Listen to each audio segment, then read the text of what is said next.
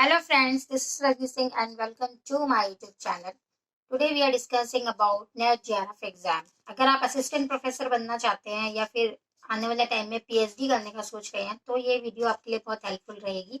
हम इसमें कुछ टॉपिक्स क्लियर करेंगे, जैसे कि ये एग्जाम कब होता है, इसकी एलिजिबिलिटी क्या है, क्राइटेरिया क्या रहेगा, पैटर्न क्या है, ये सारे टॉपिक्स हम क्लियर करने वाले हैं।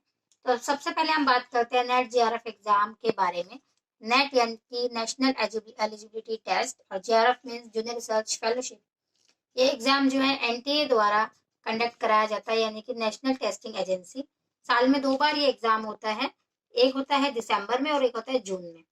ठीक है, तो इस एग्जाम को फेल करने के लिए सबसे पहले जो एलिजिबिलिटी चाहिए होती है हम उसके बारे में बात करते हैं। एलिजिबिलिटी में अगर आप एलिजिबिलिटी में जो है आपको किसी भी स्ट्रीम से आपने पीजी किया हो, सिर्फ पीजी इसमें मांगते हैं। पीजी आपका होना चाहिए। अगर आप जनरल कैटेगरी से हैं तो आपको 55% होना चाहिए, और अगर आप किसी कैटेगरी से बिलोंग करते हैं तो आपको 50% मार्क्स होने चाहिए। ठीक है, बाकी आपका पीजी जो है वो किसी भी स्ट्रीम से हो, चाहे आप कॉमर्स से हो, आर्ट्स से हो, साइंस साइड से हो, किसी भी सब्जेक्ट से आप करना चाहें तो आप कर सकते हैं। बस इसमें जो कैटेगरी के अकॉर्डिंग 50% मार्क्स होना चाहिए आपके पास, और अगर आप जनरल कैटेगरी से हैं तो 55% मार्क्स होना चाहिए। अब हम बात कर लेते हैं एज लिमिट की।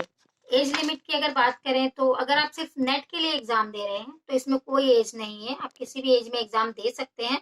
लेकिन अगर आप जेआरएफ के लिए भर रहे हैं फॉर्म को, तो जेआरएफ में जो है वो जनरल कैटेगरी के लिए 30 एज लिमिट रखी गई है, यानी कि अगर 30 साल के हैं तो आप जनरल कैटेगरी से बिलोंग करते हैं तो आपकी 30 एज होनी चाहिए, और अगर आप ओबीसी से बिलोंग करते हैं तो आपकी एज होनी चाहिए 33, और अगर आप SC/ST से हैं तो 35 की एज तक आप इस एग्जाम को दे सकते हैं।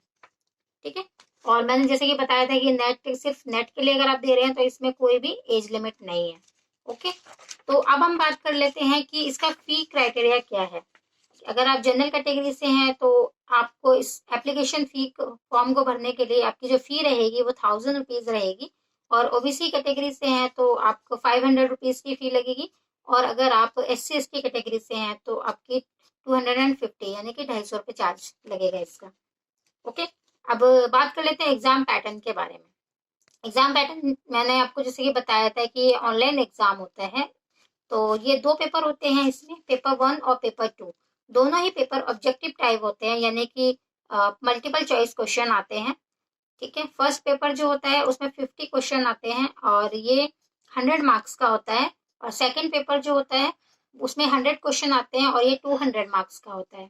ठीक है, फर्स्ट पेपर जो रहता है वो जनरल पेपर होता है, यानी सबके लिए सेम होता है। आप चाहे किसी भी स्ट्रीम से हो, सबके लिए फर्स्ट पेपर एक जैसा ही आता है, सेम होता है। 50 मार्क्स का होता है और 50 क्वेश्चन आते हैं और 100 मार्क्स का होता है। ठीक है, लेकिन जो सेकंड पेपर होता है वो आपका पर्सनल, जो आप कोई एक सब्जेक्ट चूज करते हैं, जैसे आपने कुछ भी हिंदी लिया, इंग्लिश लिया, सोशियोलॉजी लिया, साइंस से कोई भी सब्जेक्ट लिया, आपके उस सब्जेक्ट के बेस पे सेकंड पेपर आएगा। ठीक है, तो उस सब्जेक्ट से आपको सेकंड पेपर आप जिस भी सब्जेक्ट में चूज करेंगे उसमें होगा, और 100 मार्क्स का 100 क्वेश्चन का ये पेपर आता है और इसके 200 मार्क्स होते हैं। यानी कि अगर हम दोनों पेपर की मिला के बात करें तो पेपर 1 और पेपर 2 दोनों में 150 क्वेश्चन आते हैं और ये 300 मार्क्स का होता है। ठीक है, कोई नेगेटिव मार्किंग नहीं होती है इसमें, आप अच्छे से इसको तैयारी करके अच्छे से दे सकते हैं और हर क्वेश्चन को अटेम्प्ट कर सकते हैं अच्छे से पढ़ के, क्योंकि इसमें नेगेटिव मार्किंग नहीं है, तो ये प्लस पॉइंट रहेगा आप लोगों के लिए। तो अब हम बात कर लेते हैं कि इसमें मार्क्स कितने चाहिए होते हैं, क्वालिफाइंग मार्क्स क्या है। अगर आप जनरल कैटेगरी से हैं तो आपको 40% मार्क्स एटलीस्ट इसमें लाने होंगे इस एग्जाम को क्वालिफाई करने के लिए, और अगर आप कैटेगरी से हैं तो आपको 35% मार्क्स लाने होंगे। ठीक है, now we are discussing about the qualifying marks, जो मैंने अभी आपको बताया, जैसे कि जनरल कैटेगरी के 40%, और अगर आप किसी भी कैटेगरी से हैं, SC/ST OBC कैटेगरी से हैं तो आपको 35% मार्क्स लाने होंगे।